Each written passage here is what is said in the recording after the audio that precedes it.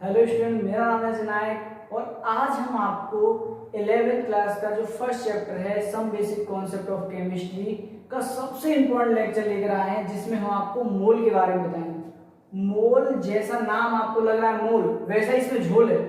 आप यकीन मानिए, सबसे ज्यादा अगर स्टूडेंट्स को दिक्कत होती है किसी टॉपिक में तो वो उनमें से एक टॉपिक है मोल। मोल बड़ा ही उलझन भरा टॉपिक माना जाता है स्टूडेंट्स के लिए, और वैसे अगर देखा जाए तो काफी इजी है। तो आज हम आपको मोल के बारे में बताएंगे, मोल क्या होता है, मोल्स को कैसे कैलकुलेट किया जाता है, और कुछ क्वेश्चंस करेंगे इसके ऊपर। तो आप हम आपसे कहेंगे कि आप जितनी भी चीजें हम आपको यहाँ पे बताएं उनको एक एक करके नोट करते चलिए, ताकि आपका जो मोल का कॉन्सेप्ट है वो क्लियर हो सके। मोल बड़ा ही इंपॉर्टेंट है, हम आपको कह रहे हैं, बार बार इस बात को हम बता रहे हैं आपको कि जो मोल है होता है जो बड़ा ही इंपॉर्टेंट होता है। तो इसको, इस लेक्चर को हल्के में ना लें, आप इस लेक्चर को कायदे से पढ़ें और आप देखें कि मोल एक्चुअली होता क्या है। तो हमने यहाँ पर मोल की डेफिनेशन लिखी हुई है, और एक बार डेफिनेशन को पढ़ लेते हैं, फिर इसको क्लासिफाई करते हैं सिंपल लैंग्वेज में। तो आइए मोल के बारे में जानते हैं। सबसे पहली चीज आपको बता दें कि मोल को रिप्रेजेंट किया जाता है स्मॉल एन से या कैपिटल एन से, मतलब एन से रिप्रेजेंट किया जाता है जनरली स्मॉल एन से। तो अब इसके आगे चलते हैं और मोल के बारे में जानने की कोशिश करते हैं। तो जैसे हमारे पास फंडामेंटल यूनिट्स होती हैं, लेंथ वगैरह की सबकी फंडामेंटल यूनिट होती है, इसी टाइप से जो सब्सटेंस का अमाउंट हम मेजर करते हैं, जो सब्सटेंस होते हैं हमारे पास उनका कितना अमाउंट है, उनको ग्राम में या किलोग्राम में मेजर नहीं किया जाता, उनको मेजर किया जाता है इन टर्म्स ऑफ मोल की टर्म्स में मेजर किया जाता है। आपके पास कोई जैसे एग्जांपल के तौर पर हम आपको बता दें, ए प्लस बी आपस में रेट करके ए बी बना रहे हैं कोई, तो इसके ए के कितने मोल लगे, बी के कितने मोल लगे, आपस में रेट किया, ए बी बनाया। हम ऐसे इनको देखते हैं कि इसका कितना मोल लगा, बी का कितना मोल लगा, तब ए बी कितना मोल बना। ना कि ऐसे कहते हैं कि बताइए ए कितना ग्राम खर्च हुआ, बी कितना ग्राम खर्च हुआ, ए बी कितना ग्राम बना। ये सारी चीजें केमिस्ट्री में नहीं चलती है। केमिस्ट्री में जो अमाउंट होता है, अमाउंट को एक्सप्रेस करने का जो तरीका होता है वो होता है मोल के टर्म्स में। हम अमाउंट को केमिस्ट्री में मोल के टर्म्स में एक्सप्रेस किया जाता है। तो आइए मोल को समझने की कोशिश करते हैं और इसकी एक बार डेफिनेशन की तरफ चलते हैं और डेफिनेशन को एक बार देख लेते हैं। तो चलिए डेफिनेशन पढ़ते हैं इसकी। ये क्या कह रही है डेफिनेशन कुछ इस प्रकार है, mole is the amount of substance that contains the same number of particles as the number of particles present in 12 gram C12 isotopes। तो समझ में तो आ नहीं रहा होगा क्या कहना चाहता है, समझाते हैं आपको ये क्या कहना चाहता है।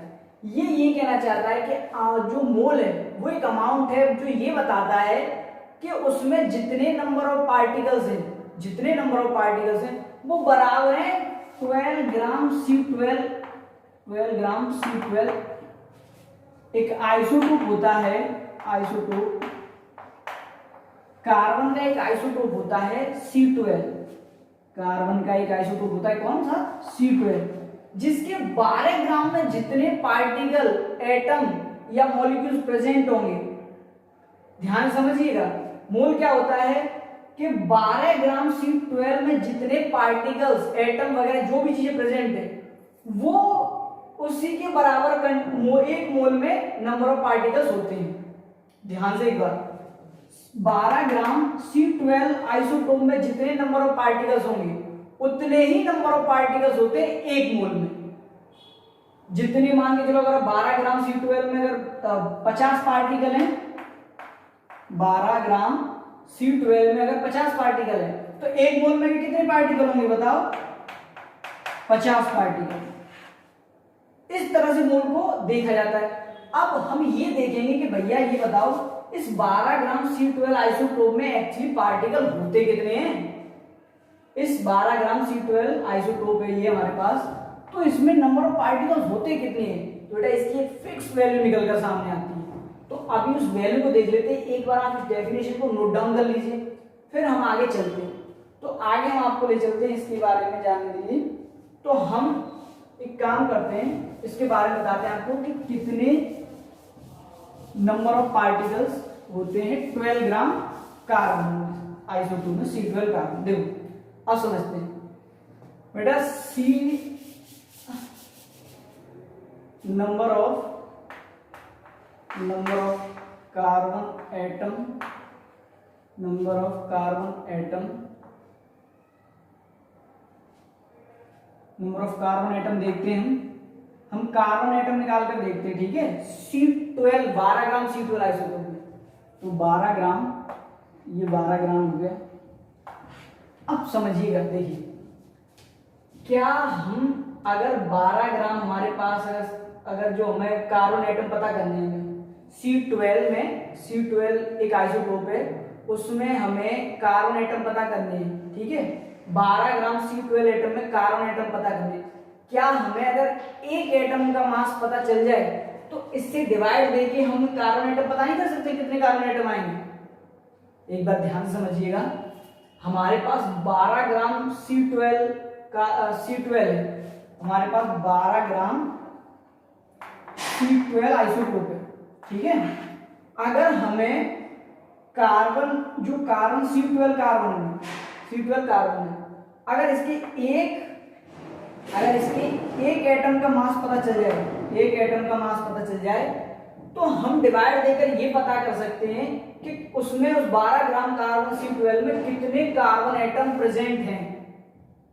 समझिएगा इस बात को, आपको लगना चाहिए कि हाँ अगर इसमें डिवाइड दे दें, अगर एक एटम की मास का C12 के एक एटम का मास का, तो हमें पता चल जाएगा कि 12 ग्राम C12 आइसोटोप में कितने कार्बन के एटम प्रेजेंट हैं। तो बेटा जब का C12 है, जब इसके एक एटम का मास कैलकुलेट किया गया, जब इसके एक एटम का मास, जब C12 के एक एटम का मास कैलकुलेट किया गया, तो ये निकल कर आया इसके एक एटम का मास निकल कर आया 1.99 इंटू 10 की पावर माइनस 13 ग्राम। वेरी इंपॉर्टेंट, 1.99 इंटू 10 की पावर माइनस 13 ग्राम, 23 ग्राम, सॉरी माइनस 23 ग्राम, ओके। 1.99 इंटू 10 की पावर माइनस 23 ग्राम, ये इंपॉर्टेंट वैल्यू है। ये वैल्यू किसकी है? एक एटम का मास है C12 की एक एटम का मास, जो मेजर किया गया, जिसको एक इंस्ट्रूमेंट होता है उससे कैलकुलेट किया गया, एग्जैक्ट वैल्यू कैलकुलेट की गई इसकी, तो ये निकल कर कितना आया? इतना। अब हमें अगर एक एटम का मास मिल गया, C12 के कार्बन का एक एटम का मास मिल गया, तो इसको डिवाइड कर दें यहाँ पे 1.99 इंटू 10 की पावर माइनस 13 ग्राम से डिवाइड कर दिया हमने इसको, तो बेटा एक वैल्यू निकल कर आती है, दैट इज वेरी इंपॉर्टेंट। वो निकल कर आएगी 6.022 इंटू 10 की power 23, that is very important. ये वैल्यू इंपॉर्टेंट है, यही वैल्यू इंपॉर्टेंट है मोल, यही से समझ में आएगा। तो हमें जब इस 12 ग्राम इसमें डिवाइड दिया गया एक एटम के मास का, कार्बन C12 के एक एटम का मास डिवाइड दिया गया, तो ये इतने पार्टिकल निकल कर आ गए कार्बन के, कार्बन एटम के इतने पार्टिकल निकल कर आ गए। यही पार्टिकल 6.022 इंटू 10 की पावर 23, इसी वैल्यू को बोल दिया जाता है बेटा एक मोल। कितना बोल दिया जाता है? एक मोल, दैट इज वेरी इंपॉर्टेंट। यही वैल्यू 1 मोल है, ठीक है। अब यही जो वैल्यू होती है, ये वैल्यू होती है 6.022 इंटू 10 की पावर 20। इसी को एक और तरीका होता है रिप्रेजेंट करने का, वो होता है Na। इसमें ये Na क्या होता है? ये होता है बेटा एवोगाद्रो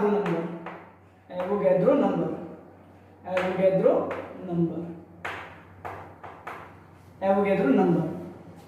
इसको इस तरह, इस वैल्यू को इस तरह से अगर Na लिखा है तो उसका मतलब क्या है? 6.022 इंटू 10 की पावर 23। अगर आपसे कोई 1 मोल कहे मेरे पास 1 मोल केले हैं, तो उसका मतलब मेरे पास कितने केले हैं? 6.022 इंटू 10 की पावर 23, ओके। अगर मैं ये कहूं मेरे पास 1 दर्जन संतरे हैं, तो मेरे पास कितने संतरे हैं? 12। अगर मैं ये कहूं मेरे पास 1 मोल संतरे हैं, तो उसका मतलब कितना होगा? 6.022 इंटू 10 की पावर 23, इतने संतरे मेरे पास। मैं कहूं मेरे पास Na संतरे हैं, यानी कि वही वैल्यू।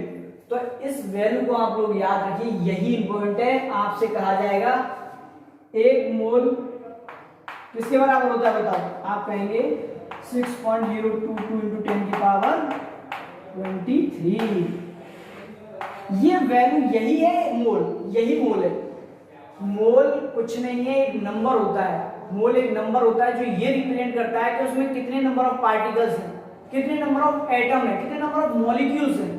एक मोल में अगर आपसे कोई पूछे बताओ मेरे पास एक मोल एटम है, तो आप क्या कहेंगे मेरे पास कितने एटम है, 6.022 इंटू 10 की पावर 23 एटम है। मेरे पास एक मोल मॉलिक्यूल है, आप कहेंगे मेरे आपके पास कितने मॉलिक्यूल है, 6.022 इंटू 10 की पावर 23। ये इंपॉर्टेंट है, ये चीज आपके अगर समझ में आ गई आप यकीन मानिए मोल आपके लिए बहुत इजी हो जाएगा। ये चीज आपकी समझ में आनी चाहिए कि मोल कुछ नहीं एक नंबर है। जिस तरह से एक दर्जन होता है उसी तरह से मोल भी एक नंबर होता है जिसमें जिसकी वैल्यू कितनी होती है, 6.022 इंटू 10 की पावर 23। जब अगर आप इतना समझ गए तो अब आपको हम आगे ले चलते हैं और बताते हैं मोल को कैलकुलेट कैसे किया जाता है, मोल कैलकुलेशन कैसे करते हैं। तो चलिए कैलकुलेशन ऑफ मोल की तरफ चलते हैं। कैलकुलेशन ऑफ मोल,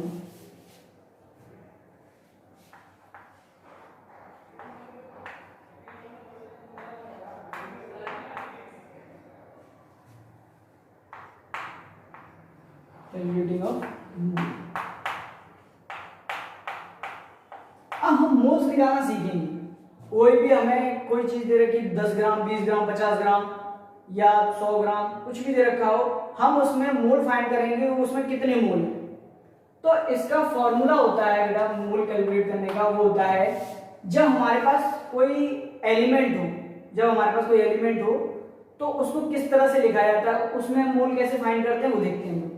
तो उसमें फाइंड करते हैं number of moles of element, number of moles of element, number of moles of element. कोई एलिमेंट है उसमें मोल निकालने हैं हमको, तो इसका फॉर्मूला होता है बेटा given weight in gram upon atomic mass. Atomic mass या एटॉमिक वेट कह सकते हैं। ध्यान समझिएगा, अगर आपको कोई एलिमेंट दे रखा है 20 ग्राम 30 ग्राम, मेरे पास कॉपर 10 ग्राम है, इसके मोल फाइंड करो। मेरे पास 50 ग्राम सोडियम है, इसमें मोल फाइंड करो कितने मोल है। तो उसके लिए फॉर्मूला एक काम करता है नंबर ऑफ मोल्स। ये फॉर्मूला हर जगह यही काम करेगा आपका। तो इस फॉर्मूले को ध्यान से देख लीजिए आप लोग। Number of moles of element के कैसे निकाले जाएंगे, आपको गिवन वेट दिया होगा ग्राम में, आपको वेट दे रखा होगा, आपको बस उसके एटॉमिक मास से डिवाइड कर देना है, आपके नंबर ऑफ मोल्स निकल आएंगे। अब यहीं पर एक इंपॉर्टेंट चीज होती है जो तैयारी कर रहे हैं उन स्टूडेंट्स के लिए कि ये जो number of moles of element होते नहीं है, इन्हीं को ग्राम एटम ऑफ एलिमेंट भी कहते हैं। ग्राम एटम ऑफ एलिमेंट भी कहते हैं। ये बड़ा इंपॉर्टेंट है। अक्सर बच्चे समझ नहीं पाते कि ग्राम एटम क्या है। तो बेटा ये जो ग्राम एटम है ना, ये जो ग्राम एटम है और ये मोल वर्ड है, ये दोनों एक ही है। ग्राम एटम और मोल वर्ड जो है वो दोनों एक ही हैं। चाहे तो हम मोल कह सकते हैं या फिर ग्राम एटम कह सकते हैं, तो दोनों एक ही चीज है, मोल और ग्राम एटम। तो हम अगर मोल की बात कर रहे हैं तो वही चीज है, और एटम की बात, ग्राम एटम की बात करें तो भी वही चीज है। अगर आपसे कोई कैलकुलेट करवा रहा है कि 50 ग्राम सोडियम में ग्राम एटम कैलकुलेट करो सोडियम की, तो आपसे वो मोल कैलकुलेट करवाना चाहता है। अगर सीधे सीधे वो मोल दे रहा है तो आपको वो मोल कैलकुलेट करवा रहा है। अब ध्यान समझिएगा आगे। अब इसको देखो, हम क्योंकि मोल कैलकुलेट कर रहे हैं, मोल को रिप्रेजेंट कैसे किया जाता है बताओ, एन से, स्मॉल एन से रिप्रेजेंट करते हैं जनरली, और इक्वल टू गिवन वेट को, जो गिवन वेट होगा आपका उसको एक्सप्रेस किया जाएगा स्मॉल w से। कैपिटल W स्मॉल w कोई फर्क नहीं पड़ता। और एटॉमिक मास होगा उसको रिप्रेजेंट किया जाएगा स्मॉल m से। ठीक है, तो ये फॉर्मूला निकल कर आ गया आपका मोल कैलकुलेट करने का, n equal to capital W upon n। Okay, अब देखिए एक और चीज है आपको, अगर आपको जैसे इस तरह से दे रखा हो नंबर ऑफ मोल फाइंड करने के लिए एलिमेंट का गिवन वेट दे रखा हो ग्राम में और एटॉमिक मास दे रखा हो, आप आसानी से फाइंड कर सकते हो। अब यहीं पे एक चीज इक्वल करके हम एक और चीज लिखना चाहते हैं यहाँ पर। अगर उसने इसके आगे लिख देते हैं, जैसे अगर यहाँ पे दे रखा हो उसने नंबर ऑफ एटम दे रखी हो, उसने नंबर ऑफ एटम दे रखी हो, तो तो आपको मोल कैसे कैलकुलेट करने हैं, आपको Na से डिवाइड कर देना है, यानी कि 6.023 इंटू 10⁻23 से। ये एक और तरीका है, क्या कहते हैं, आपको नंबर दो, अब हर चीज ग्राम में दे नहीं रखी होगी, उसने कह दिया मेरे पास इतने एटम है, मेरे पास 100 एटम है, इसमें बताओ नंबर ऑफ मोल्स कितने, मेरे पास सोडियम के 1000 एटम है, नंबर ऑफ मोल्स बताओ। तो अगर इस तरह के नंबर ऑफ एटम दे रखे हो आपको, तो आपको अगर मोल फाइंड करनी है उसके, तो आपको डिवाइड कर देना है 6.023 इंटू 10⁻23 से, आपके मोल्स कैलकुलेट हो जाएंगे। तो हम एक बार यहाँ पे एक तो फॉर्मूला ये बन गया, और यहीं पे मोल निकालने का एक और सीधा सीधा क्या बन गया, नंबर ऑफ एटम दे रखे होंगे आपको, नंबर ऑफ एटम दे रखे होंगे, तो आप उसको किससे डिवाइड कर दोगे, Na से।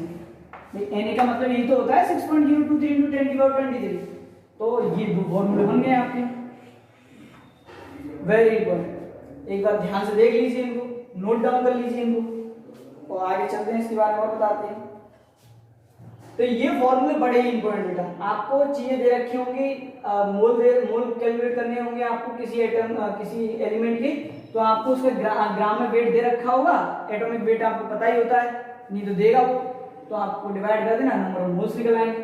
अगर उसके एटम दे रखे हो उसने, तो नंबर ऑफ एटम दे रखे हो उस एलिमेंट के, तो उसको 6.023 इंटू 10⁻23 से डिवाइड कर दोगे, तब भी क्या कहते हैं, आपको मोल निकल आएंगे। तो ये इस तरह से फॉर्मूले आपके सामने है, और आपको समझ में आना चाहिए। अब आगे थोड़ा सा इसको अगर साफ कर देते हैं, अगर आप नोट कर लिया तो एक और चीज बताना चाहते हैं आपको, अगर बेटा कभी ये कह दे, अगर आपसे कभी वो ये कहे कि मेरे पास 23 ग्राम सोडियम है या फिर 50 ग्राम सोडियम, कुछ भी कहे, मतलब अगर आपसे कहे मेरे पास 50 ग्राम सोडियम है, टोटल नंबर ऑफ एटम निकालो 23 ग्राम सोडियम, बताओ कितने एटम होंगे, ध्यान समझिएगा।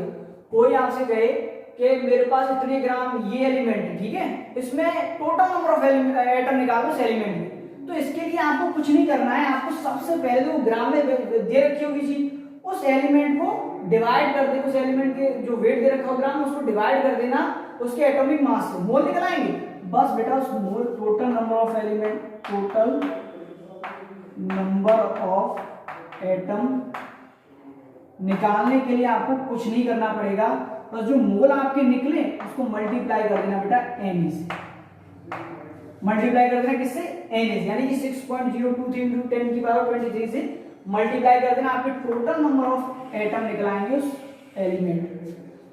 ये फॉर्मूला बहुत इंपॉर्टेंट, वेरी इंपॉर्टेंट, आप इसको नोट डाउन कीजिए। ये कब के लिए है, जब आपको टोटल नंबर ऑफ एटम निकालने के लिए पूछे, आपको ग्राम में वेट दे रखा होगा किसी एलिमेंट का, तब आपको पूछेगा बताओ इसमें टोटल नंबर ऑफ एटम निकालो कितने, ठीक है। तो इस पे आपको क्वेश्चन बताते हैं, आपको किस तरह से क्वेश्चन पूछेगा आपसे, क्वेश्चन कुछ इस तरह से पूछेगा आपको, बोलेगा क्वेश्चन कुछ इस तरह से होगा कि 12 ग्राम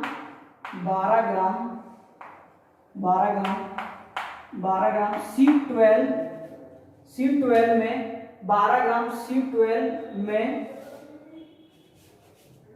आप मोल कैलकुलेट कीजिए, 12 ग्राम C12 में मोल कैलकुलेट कीजिए और नंबर ऑफ एटम बताइए कितने हैं इसमें।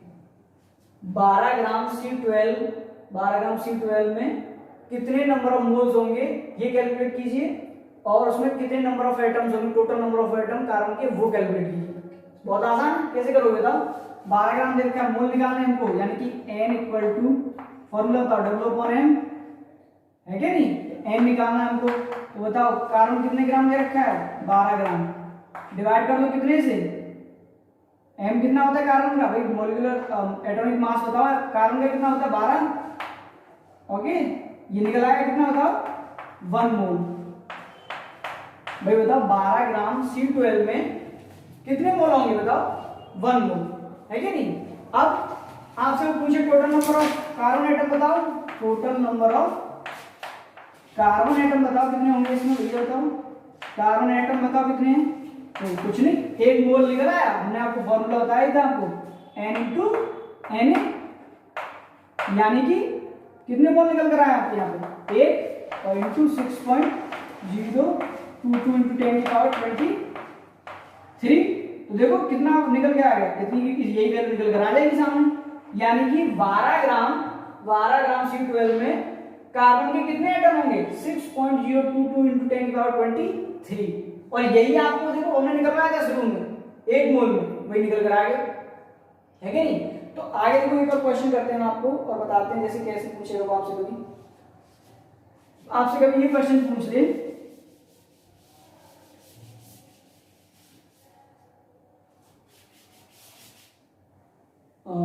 क्वेश्चन कुछ इस तरह से होगा। अभी ये सब इस वीडियो के आखिर में हम आपको कुछ क्वेश्चन आपकी स्क्रीन पर आएंगे, वो इसी से रिलेटेड होंगे सभी, तो वो क्वेश्चन आप आसानी से कर सकते हो। तो अभी हम आपको सिर्फ सिंपल लैंग्वेज में आपको क्वेश्चन बता रहे हैं, आपको करना सिखा रहे हैं। कभी आपसे क्वेश्चन इस तरह से पूछ ले कि 12 × 022 × 10 की पावर 23 कॉपर के एटम है, कॉपर के एटम है हमारे पास, कॉपर के एटम है। इनमें कितने मोल एटम कॉपर के एटम है, ये कितने मोल कॉपर के एटम है बताओ। आपसे पूछ ले 12 × 022 × 10 की पावर 23 कॉपर के एटम है, तो कितने मोल है।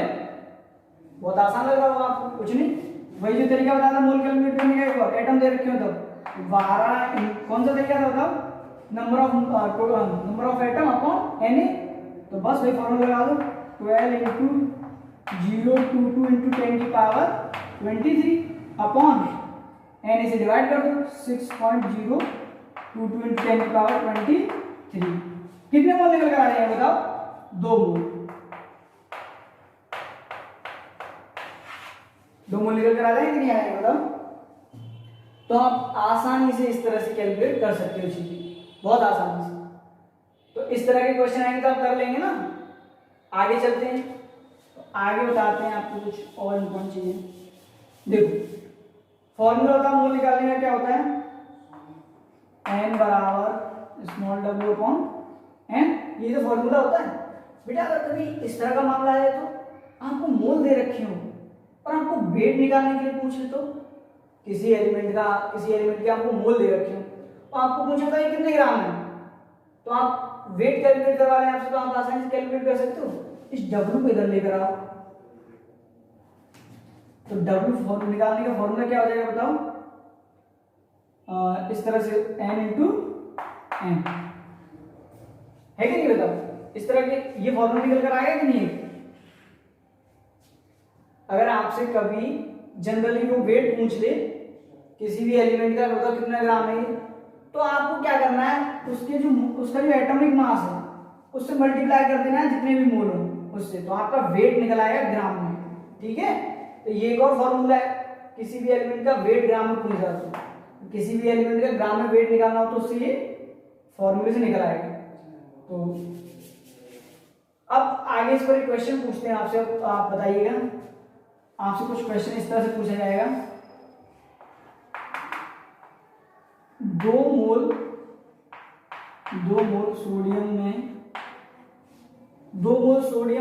सोडियम के कितने ग्राम होगा, 2 मोल सोडियम में सोडियम कितने ग्राम होगा। क्वेश्चन सीधा सीधा पूछ लिया आपसे, 2 मोल सोडियम है हमारे पास, तो वो कितने ग्राम होगा, ठीक है। तो कैसे करोगे बताओ, 2 मोल दे रखे हैं आपको, फॉर्मूला बताओ n बराबर m, तो आपको n तो w पता करना है भाई, ग्राम में पता करना है, तो n कितना है बताओ, n बताओ कितना है 2 इंटू m कितना है बताओ, m भाई सोडियम का m कितना होता है बताओ 23, सबको पता है। तो आसानी से जो वेट निकल कर आएगा सोडियम का कितना आएगा बताओ 46 ग्राम। क्या ये सही है बताओ, क्या ऐसे कर लोगे भाई, ऐसे मोल दे रखे हो किसी का वेट निकलवाने के लिए पूछे तो आप आसानी से निकाल लोगे। तो इस तरह से छोटे छोटे क्वेश्चन कुछ इस तरह से आएंगे आपके लिए, अभी कुछ और अच्छे अच्छे क्वेश्चन आगे लेंगे, तब तक आगे चलते हैं। अब बेटा देखो, ये तो जब हम मोल्स कैलकुलेट तब कर रहे थे तब हमें किसी एलिमेंट का वेट दे रखा था ग्राम में, हमें एटॉमिक मास पता था, तो इस तरह से कैलकुलेशन कर रहे थे। अब सेकंड आता है अगर हमें कोई मॉलिक्यूल दे रखा हो, या फिर कंपाउंड कह सकते हैं, कंपाउंड मॉलिक्यूल कह सकते हैं, वो दे रखा हो और तब हमें कैलकुलेशन करनी हो मोल की, तो कैसे करेंगे, नंबर ऑफ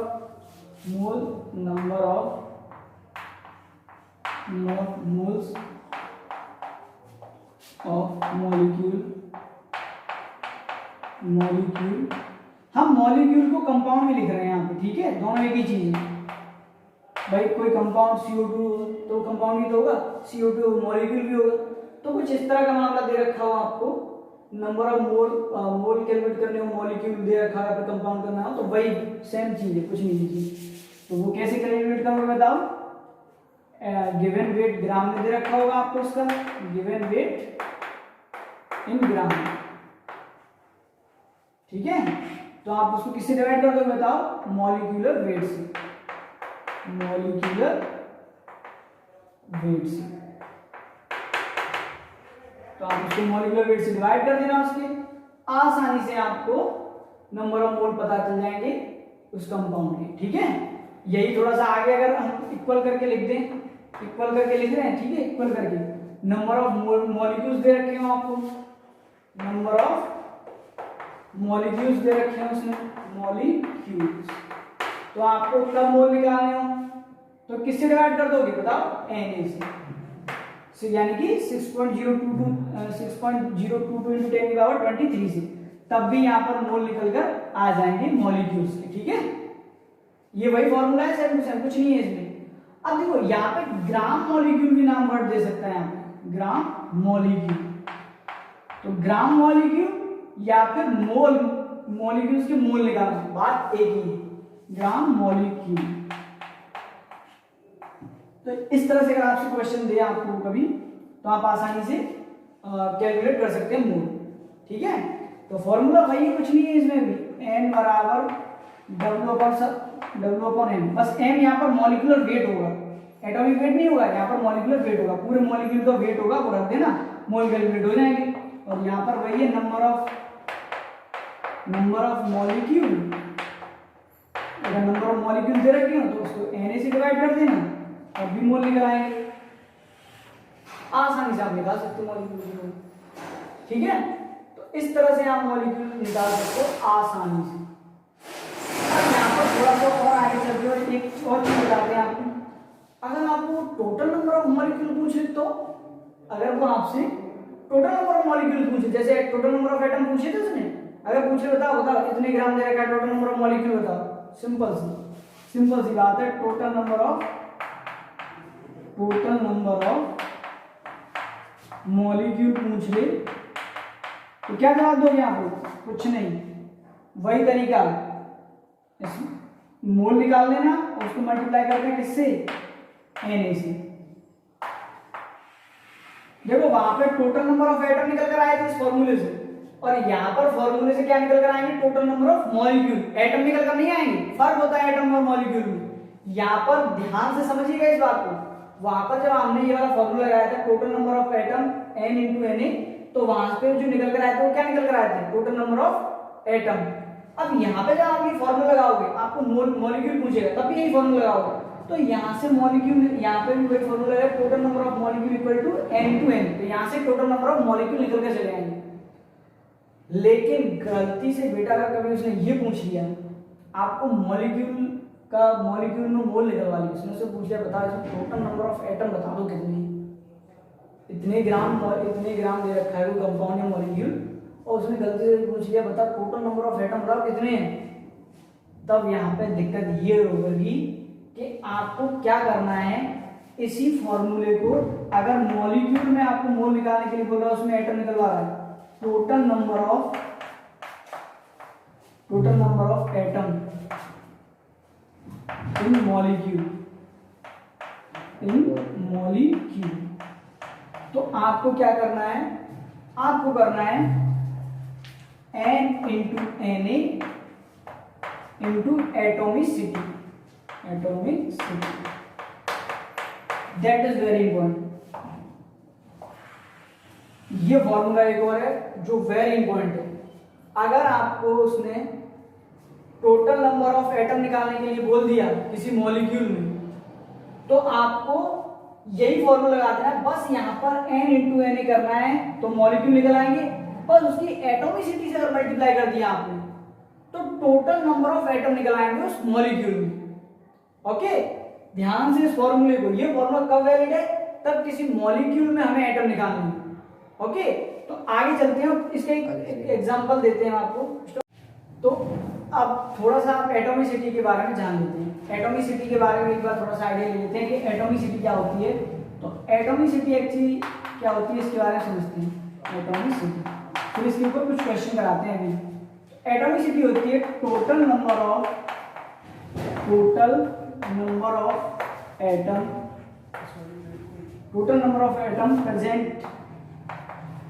present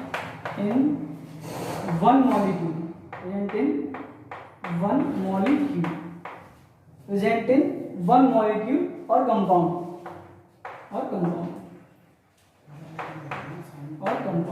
तो एटॉमिसिटी किसी मॉलिक्यूल की एटॉमिसिटी क्या होती है या कंपाउंड की, उसमें टोटल नंबर ऑफ एटम जितने प्रेजेंट है वही उसकी एटॉमिसिटी होती है। एग्जांपल के तौर पे अगर आपको पूछा जाए बताओ HCl है, HCl की एटॉमिसिटी बताओ कितनी है, तो कितने एटम प्रेजेंट है इसमें, 1 2, एटॉमिसिटी बराबर 2। बताओ H2SO4 में अगर पूछ लें आपसे एटॉमिसिटी बताओ कितनी है, आप कहेंगे देखो 2 3 और 4 ऑक्सीजन, कितनी होगी बताओ 7, इसकी एटॉमिसिटी कितनी होगी 7। अगर आपसे पूछ ले CO2 की एटॉमिसिटी बताओ कितनी होती है, आप कहेंगे 2 ऑक्सीजन 1 कार्बन का 3। अगर आपसे पूछ ले बताओ CH3 COOH में एटॉमिसिटी कितनी होती है, 1 कार्बन 3 हाइड्रोजन, कितने हो गए 4 5, 2 ऑक्सीजन 7 और 1 8, तो 8 एटॉमिसिटी। तो एटॉमिसिटी डिफाइन बहुत आसानी से आप लोग समझ सकते हो कि total number of atom present in one molecule और कंपाउंड में जितने एटम प्रेजेंट होंगे वही उसकी एटॉमिसिटी होती है। तो कुछ क्वेश्चन देखते हैं, जैसे अभी इसके ऊपर मॉलिक्यूल्स के ऊपर जो मॉलिक्यूल दे रखे हो और मोल फाइंड करने पूछेगा आपसे। बताओ 18 ग्राम H2O, हमारे पास 18 ग्राम H2O है, find total number of mole, find total number of 18 gram H2O, find total number of molecule, total number of mole कर लेते हैं, total number of mole and molecule कर लेते हैं, एंड मॉलिक्यूल, ठीक है, total number of mole and molecule. Okay, तो ये चीजें आपको बताते हैं। अब आपको बताते हैं total number of mole and molecule के बारे में बताते हैं, ठीक है।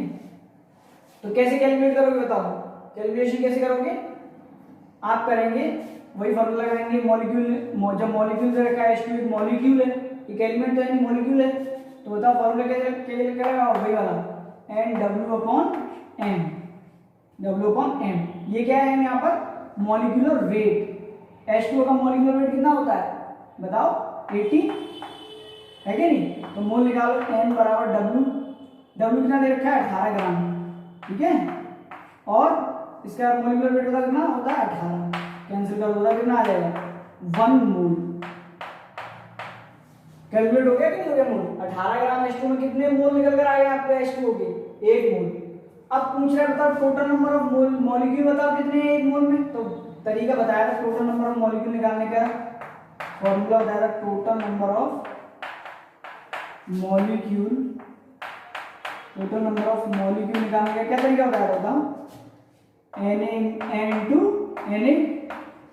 Na हो गया 2 नंबर, तो n कितना आ गया यहाँ पे 1 और इनटू कितने बताओ यानी 6.023 इंटू 10 के पावर 23, तो इतने मॉलिक्यूल्स आ गए, ठीक है, इसमें इतने मॉलिक्यूल्स आ गए। अगर वो आपसे पूछे चलो बताओ total number of atom 18 gram H2O में 18 ग्राम H2O में टोटल नंबर ऑफ एटम बताओ कितने हैं, टोटल नंबर ऑफ एटम बताओ कितने हैं, तो कुछ नहीं करना है, बस जो तरीका फॉर्मूला बताया था भाई टोटल नंबर ऑफ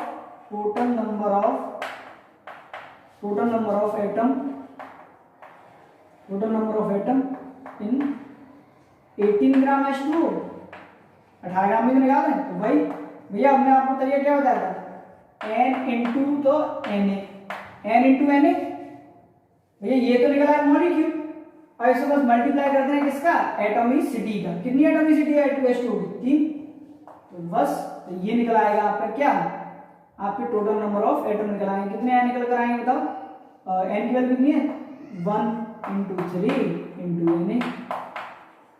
है कि नहीं, तो वही निकल कर आएगा 3Na निकल कर आएगा, Na की वैल्यू पुट कर देना, आंसर निकल आएगा, कोई दिक्कत है नहीं, ऐसे पूछ लेगा डायरेक्ट। तो आप इस तरह से ऐसे क्वेश्चन करते रहेंगे ना, जैसे अगर क्वेश्चन कभी इस तरह से पूछ लें आपसे, एक क्वेश्चन है इस तरह से कभी पूछ लें आपसे, 0.5 मोल दे रखा है इसमें, कितना 0.5 मोल C6H12O6 दे रखा है, यानी ग्लूकोज दे रखा है। पूछ रहा है total number of find total number of carbon atom.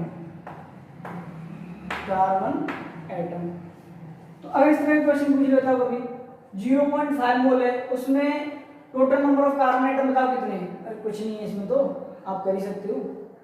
क्या करना है बताओ, मोल दे रखी है, इसमें डायरेक्ट मोल दे रखी है, कोई निकालेगा झंझट भी नहीं, ग्राम में देखो कुछ नहीं, बस निकालो total number of carbon atom equal to total number of carbon atom equal to n into Na into atomicity होता कितनी है कार्बन की बताओ 6। भाई कार्बन एटम, सिर्फ कार्बन एटम ही निकाल रहे हैं भाई, पूरे एटम थोड़ी निकाल रहे हैं, कोई टोटल नंबर ऑफ एटम थोड़ी निकाल रहे हैं, सिर्फ कार्बन एटम निकाल रहे हैं। तो कार्बन एटम निकाल रहे हैं तो हमें कितने एटम चाहिए, कार्बन कितने बताओ 6 रख दो भैया। आपको हमने बताया टोटल नंबर ऑफ एटम निकालना, तब एटॉमिसिटी रख देना, सिर्फ कार्बन की बात कर रहा है तो सिर्फ 6, भाई 6 का कार्बन तो 6 रख दिया, तो बताओ कितने आ जाएंगे बताओ 0.5 इंटू 6 इंटू Na, यानी कि आंसर कितना आ जाएगा बताओ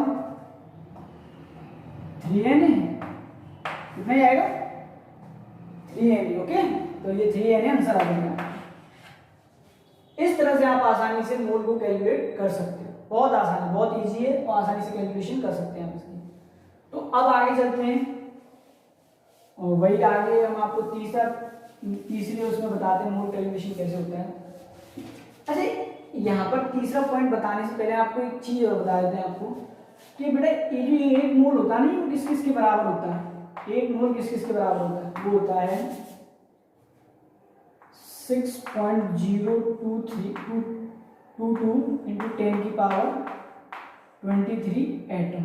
इसमें एक मोल में ये चीजें हो सकती है, एक मोल में और क्या हो सकता है 6.023 22 कर देते 22 इंटू 10 की पावर 23 मॉलिक्यूल्स। और क्या हो सकता है इसमें 6.022 इंटू 10 की पावर 23 आयंस।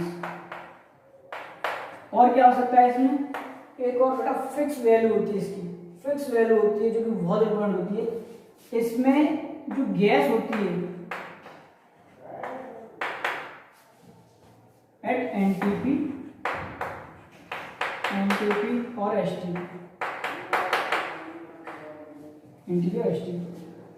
एक मोल में 6.022 into 10 की पावर 23 एटम हो सकते हैं, एक मोल में 6.022 into 10 की पावर 23 मॉलिक्यूल हो सकते हैं, एक मोल में 6.022 into 10 की पावर 23 आयन हो सकते हैं, और एक मोल में एक जो किसी भी गैस का जो वॉल्यूम होता है, एक मोल में किसी भी गैस का जो वॉल्यूम होता है वो कितना ऑक्यूपाई होता है 22.4 litre, 22.4 litre gas volume occupied करती है एक मोल में एट एनटीपी और STP, normal temperature pressure, standard temperature pressure पर। ये इंपॉर्टेंट कुछ बातें हैं जो आपको अभी बतानी है, हम शुरुआत में नहीं बता पाई थी, तो ये इंपॉर्टेंट है कि एक मोल में क्या क्या हो सकता है। अभी आपको बताया एक मोल में इतना, ये कैलकुलेट कर लिया हमने, मॉलिक्यूल कैलकुलेट कर लिए, बस आयन कैलकुलेट करने हैं हमको, तो देखो कैलकुलेट करते हैं हम। तो number of moles of ion करते हैं कैलकुलेशन। अगर आयंस दे रखा है उसके मोल निकालने हैं हमको, तो कैसे करेंगे बताओ। तो वही चीज है, number of moles of ion. तो क्या करेंगे, गिवन वेट होगा, आपको गिवन वेट दे रखा है और गिवन वेट इन ग्राम, आपको वेट दे रखा हुआ ग्राम में, डिवाइड कर देना उसके आयनिक वेट से।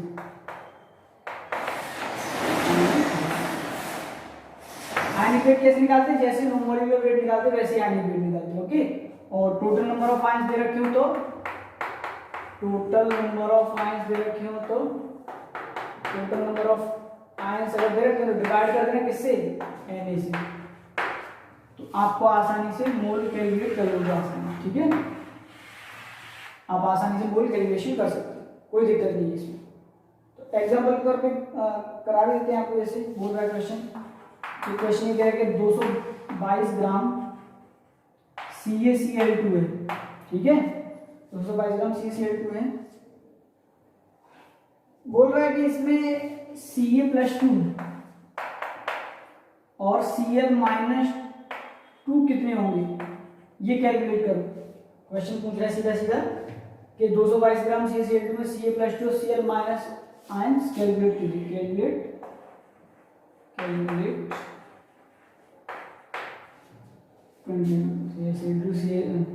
कैलकुलेट नंबर ऑफ आयंस,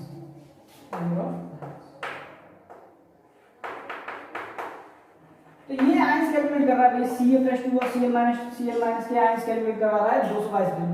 तो कुछ नहीं है इसमें, सिंपल सी बात है। आपको एक चीज यहाँ पर याद रखनी पड़ेगी थोड़ा सा, कि CaCl2 कुछ इस तरह से ब्रेक होता है, कुछ इस तरह से ब्रेक होगा, Ca+2 प्लस 2Cl- इस तरह से ब्रेक होगा।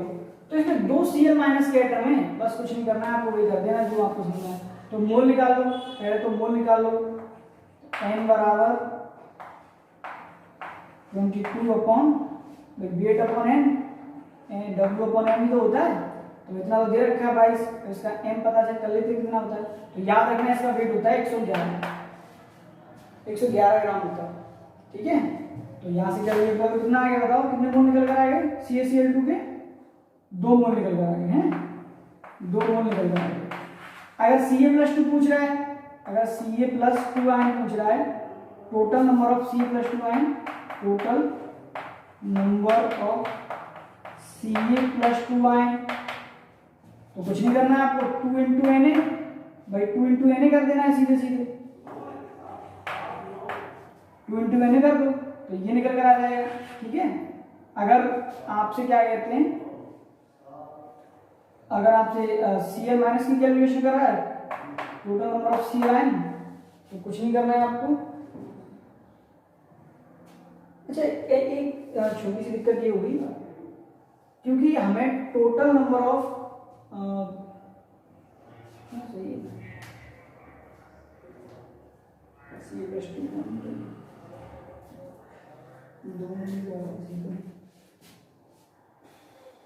सही है, तो टोटल नंबर ऑफ अगर Ca+2 आयन कैलकुलेट करने हैं हम लोगों को, तो मोल पता कर लिए हमने, 2 मोल आ गए। ठीक है, और 2 मोल आ गए तो 2 का मल्टीप्लाई कर दिया किससे, हमने Na से, तो इसका मतलब हमें कितने Ca+ निकल कर आ गए, इतने।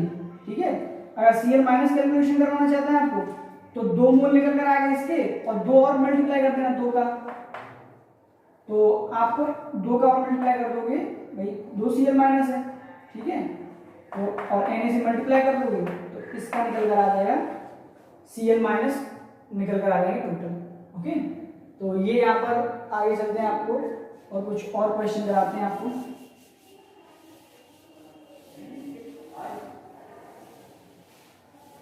अब देखिए,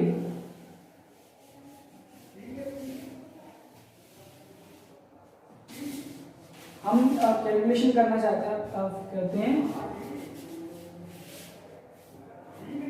अगर हमको कभी मोल दे रखे हो या फिर ग्राम दे रखा हो, कुछ भी कितने भी ग्राम कोई कंपाउंड दे रखा हो मॉलिक्यूल, उसमें अगर कभी उसने इलेक्ट्रॉन प्रोटॉन न्यूट्रॉन कैलकुलेट करवा लिया, तो क्या करोगे यहाँ पर, ये बड़ा इंपॉर्टेंट सवाल है। और इस पर ये काफी क्वेश्चन पूछे जाते हैं आपके एग्जाम्स में, जो आप तैयारी करते हो उनमें ही काफी क्वेश्चन पूछे जाते हैं। तो हम यहाँ पर करते हैं finding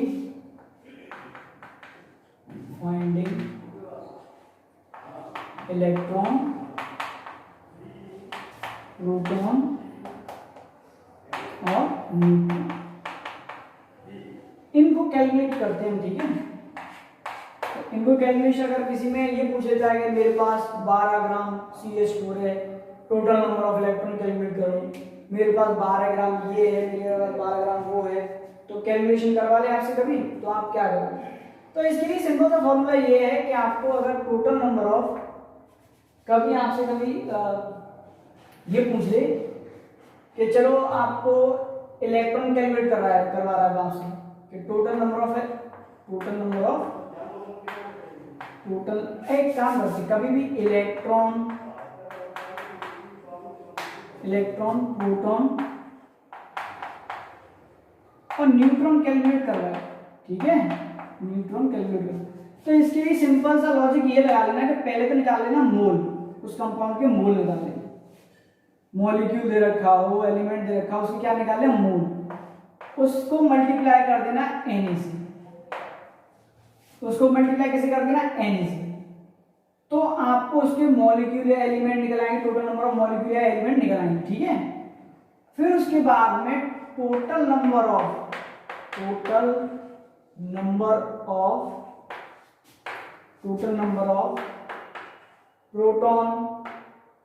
total number of electron, proton और न्यूट्रॉन इन कंपाउंड, इन मॉलिक्यूल, या फिर ऐसे कर सकते हैं, या element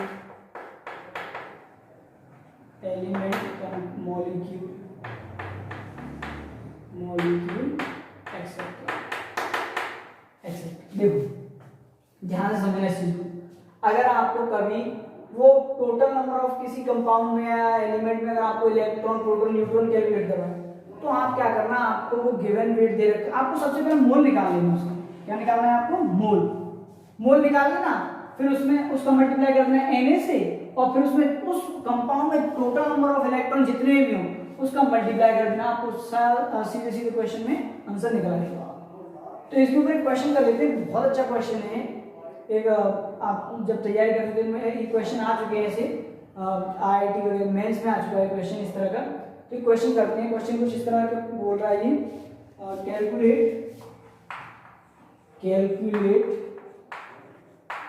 calculate number of neutron, calculate number of neutron present in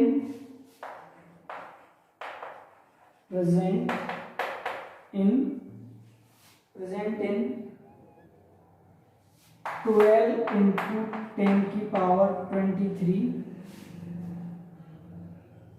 atom of,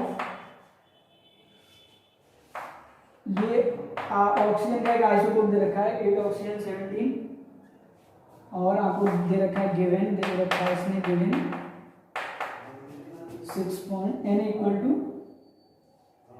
to given दे रखा है इसने n इक्वल टू 6.023 10 की पावर 23, ये हटा दिया इसने, 6 पॉइंट इतना सीधा कर दिया, 6 into 10 की पावर 23। देखो क्वेश्चन कुछ इस तरह का दे रखा है इसने, बहुत अच्छी बुक का क्वेश्चन है, आ भी चुका है इस टाइप का question. Calculate number of neutron present in 12 into 10 की power 23 atoms of 8 oxygen 17 given Na, इतना दे रखा है। देखो ये आइसोटोप है ऑक्सीजन का, इसमें वो टोटल नंबर ऑफ न्यूट्रॉन जानना चाहता है और इसके एटम दे रखे हैं इसने इतने, तो आपको इसका तरीका पता है, मोल निकालने पहले तो भैया मोल, फिर इनटू Na, फिर टोटल नंबर ऑफ न्यूट्रॉन, ये तो करना है आपको। तो बस कुछ नहीं करना, पहले मोल कैलकुलेट कर लो, और मोल कैलकुलेट करने के लिए क्या करोगे, टोटल नंबर ऑफ एटम दे रखे हैं, ऑक्सीजन के वेट से डिवाइड कर दो, तो ऑक्सीजन के वेट से क्या कर दो आप, डिवाइड कर दो, तो आप आसानी से क्या कहते हैं इसका आंसर, सॉरी इसके एटम दे रखे हैं, एटम दे रखे हैं, मोल निकालने हैं हमको, तो इससे डिवाइड कर देते हैं से, तो आपको मोल निकालने हैं, इसके मोल निकालने तो क्या करोगे, तो मोल निकालने के लिए क्या करोगे, n equal to total number of atom पर वो कितने दे रखे हैं, 12 into 10 की पावर 23 अपॉन Na, यानी कि 6 पॉइंट ये दे तो रखा है, Na की वैल्यू उसने दे रखी है, 10 की पावर 23, ये कितना आ गया, 2 मोल निकल आए। अब निकालो क्या है, अब दिक्कत क्या है, टोटल नंबर ऑफ न्यूट्रॉन निकाल लो, टोटल नंबर ऑफ न्यूट्रॉन कैसे निकालोगे, बताओ टोटल नंबर ऑफ न्यूट्रॉन कैसे निकालोगे, टोटल नंबर ऑफ न्यूट्रॉन बताओ, 2 इंटू बताया था एन इंटू, ये तो फॉर्मूला बताया था एन इंटू एन ए, तो into total number of neutron. तो बताओ मोल कितने आ गए हमारे पास, 2 आ गए, इंटू एन ए दे रखा है, ठीक है, इंटू न्यूट्रॉन कितने हैं इसमें बताओ, न्यूट्रॉन कितने हैं। तो आपको अगर आपको थोड़ा बहुत आइडिया न्यूट्रॉन कैलकुलेट करने का तो आपको आइडिया आना चाहिए। तो इसमें अगर आप थोड़ा सा अगर आइडिया लोगे तो इसमें न्यूट्रॉन आएंगे, वो आएंगे 9। न्यूट्रॉन कितने आएंगे इसमें, 9 न्यूट्रॉन होंगे इसमें, इस वाले उसमें 9 न्यूट्रॉन होंगे। क्योंकि देखो आइसोटोप है एक, तो आइसोटोप का वेट अगर किसी की वजह देखो, एक्चुअली ऑक्सीजन 8 ऑक्सीजन 16 होता है, ये ऑक्सीजन होता है। अगर इसका वेट बढ़ रहा है तो इसमें 8 प्रोटॉन और 8 न्यूट्रॉन होते हैं, इसमें फिक्स होता है, ठीक है। ऑक्सीजन जो 16 वेट होता है ऑक्सीजन का, उसमें 8 प्रोटॉन 8 न्यूट्रॉन हो गए। अगर इसका वेट 17 हो रहा है तो 100% वो किसकी वजह से बढ़ेगा बताओ, न्यूट्रॉन की वजह से वेट बढ़ा है, न्यूट्रॉन की वजह से वेट बढ़ा है, इसकी वजह से 17 हुआ है। क्योंकि अगर प्रोटॉन की वजह से वेट बढ़ा होता तो ऑक्सीजन का एलिमेंट नंबर ही 9 हो जाता, क्योंकि जो नंबर एटॉमिक नंबर होता है वो क्या होता है, प्रोटॉनों के नंबर। तो इसलिए इसको ध्यान से समझिए आप लोग कि यहाँ पर न्यूट्रॉन आप आसानी से कैलकुलेट कर सकते हैं। आंसर निकालोगे तो कितना आएगा बताओ, कितना आ जाएगा बताओ, 18 और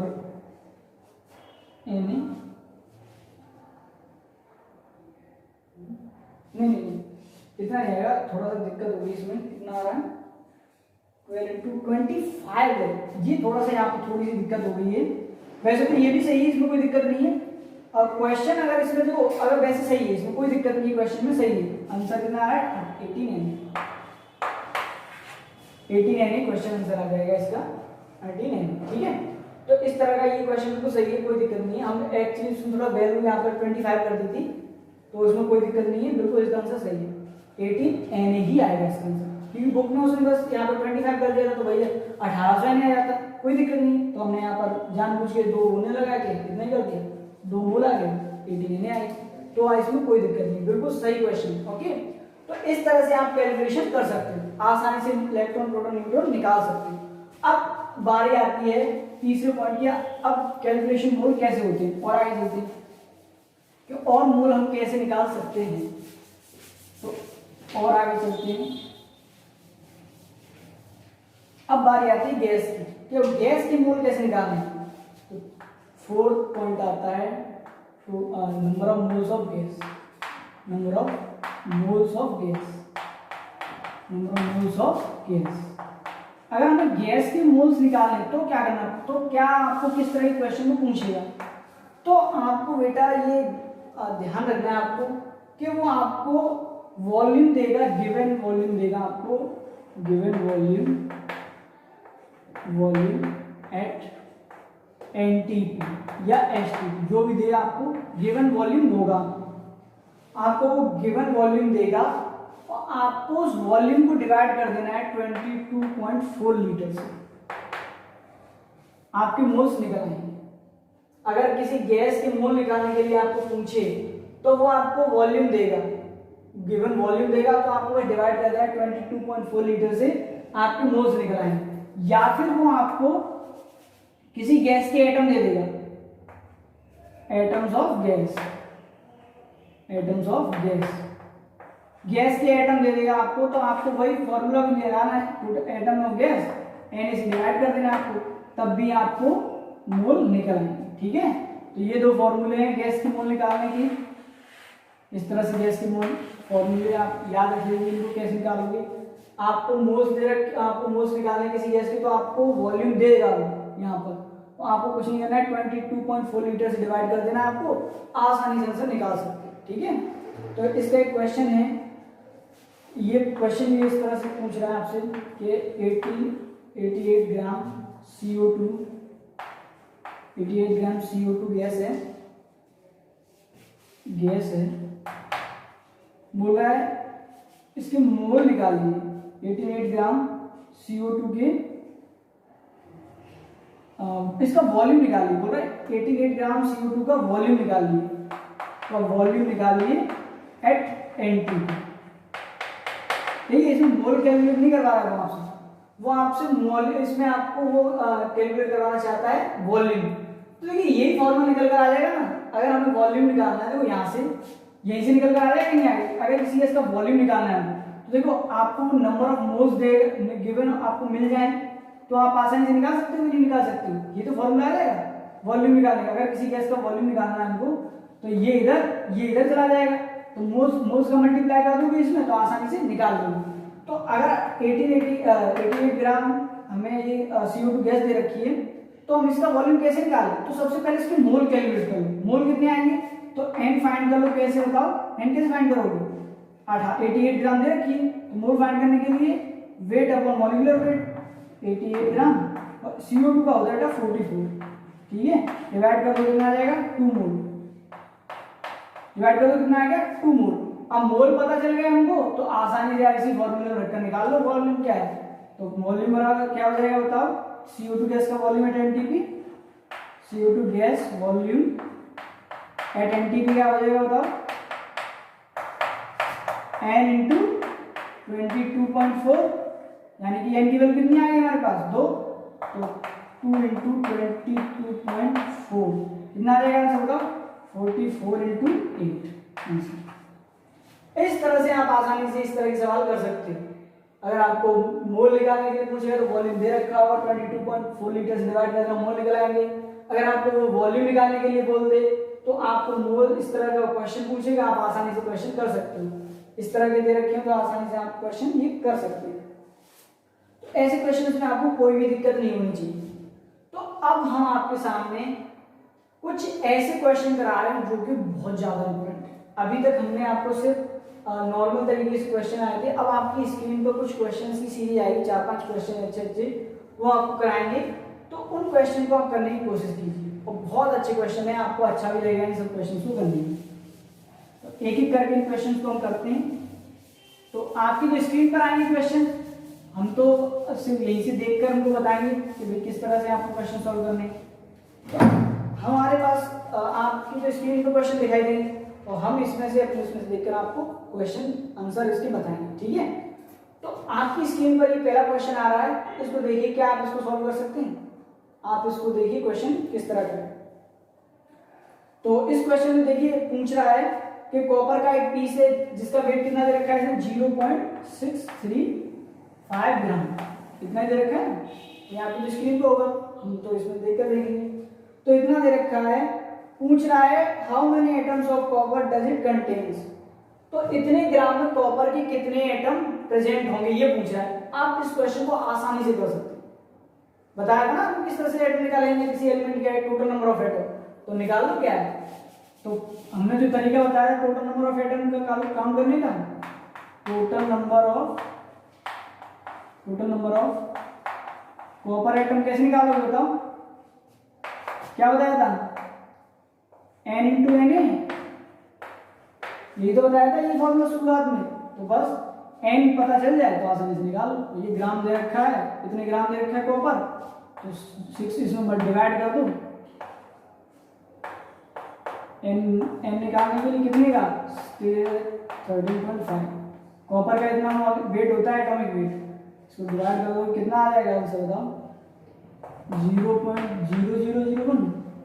कितना आएगा? 0.1 कितने तो आएगा समथिंग, हाँ 0.1 आएगा, ठीक है। तो इसके काटोगे इतना, इतने मोल आ गए, है कि नहीं? इतने मोल आ गए। तो यहाँ पे आंसर निकाल लो कितना आएगा बताओ? 0.01 मोल इंटू n। ओके, समझ में आ रहा होगा आपको? तो आंसर क्या हो जाएगा इसका बताओ? B. Okay, B part. Second question आपकी स्क्रीन पर अब ये आ रहा है, इसको पढ़िए ध्यान से। सेकंड क्वेश्चन में क्या कह रहा है बताओ?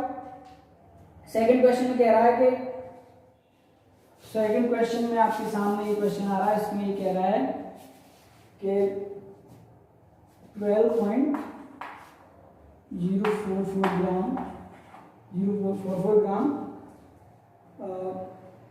एटम है कार्बन की। इतने एटम दे रखे हैं उसमें कार्बन के, इतने एटम कार्बन के दे रखे हैं उसमें, इतने एटम कार्बन के दे रखे हैं। और वो पूछ रहा है आपसे इसका वेट बताओ ग्राम में।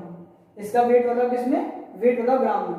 तो बहुत आसान है, बहुत इजी है, कुछ नहीं करना है आपको, बस इतने एटम दे रखे हैं, सॉरी इतने एटम दे रखे हैं आपको, जो 10 की पावर 23 दे रखे होंगे ना, हाँ 23 है सही, तो इंटू 10 की पावर 23, तो इतने एटम दे रखे हैं आपको। बस कुछ नहीं, वेट निकालना है। कैसे करोगे? सबसे पहले वही तरीका, मोल निकालो इसकी। भाई मोल कैसे निकालने का तरीका आपको बताया है, कार्बन एटम की मोल निकालो, तो मोल निकालो n इंटू n बराबर कैसे निकालोगे? 12.044 इंटू 10 की पावर 23 अपॉन n से डिवाइड कर दो। n से डिवाइड करोगे कितना आ जाएगा? 6.022 इंटू 10 की पावर 23, इसको काट दो, कितने आ जाएगा? तो 2 मोल। और इतने मोल आए कि नहीं आए? फॉर्मूला वही वाला, n बराबर w अपॉन m, यहाँ पे रख लो, आसानी से निकल आएगा। n की वैल्यू बता कितनी है? 2, w निकालना है हमको, m की वैल्यू बता, मॉलिक्यूलर मास होता, एटॉमिक मास होता कार्बन का 12 होता है, यानी कि w कितना आ जाएगा बताओ? 2 इंटू 12, यानी कितना आ गया आंसर का?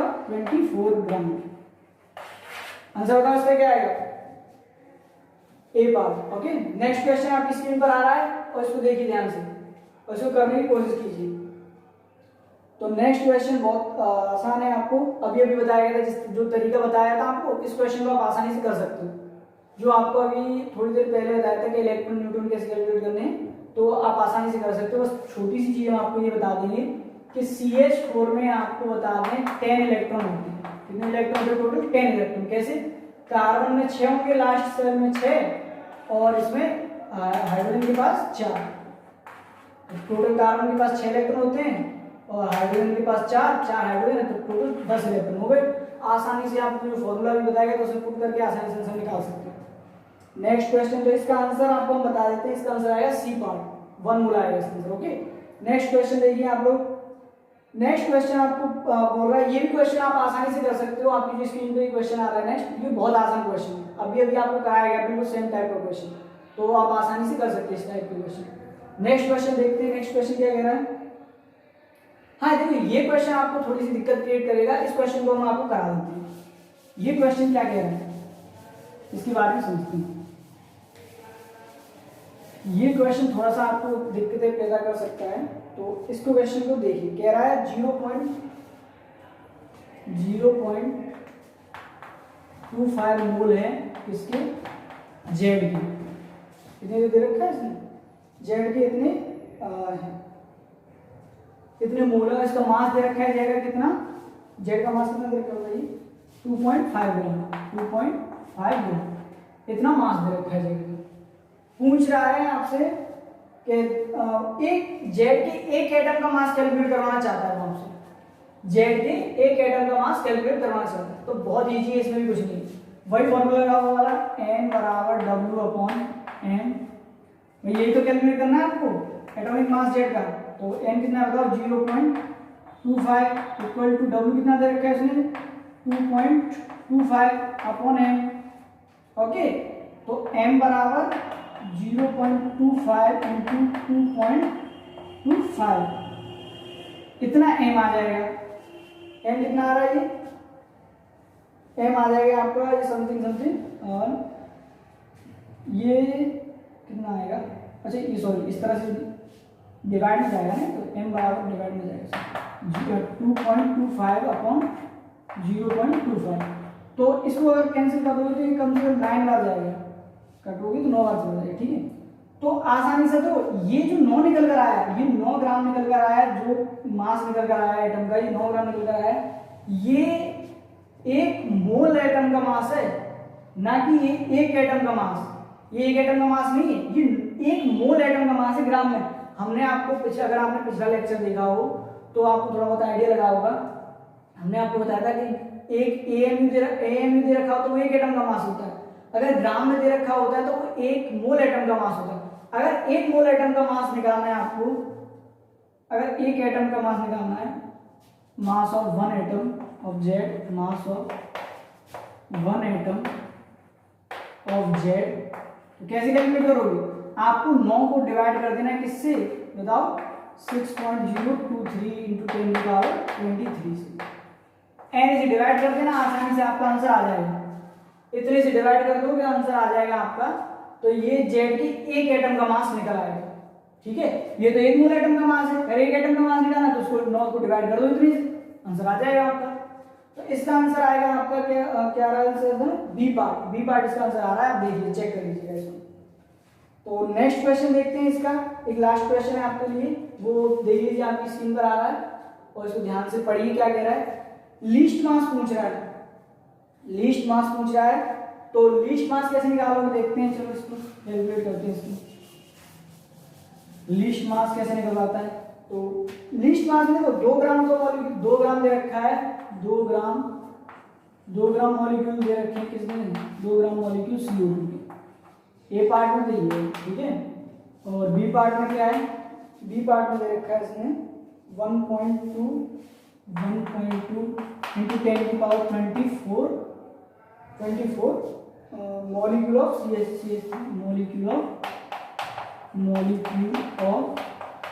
CH3COOH।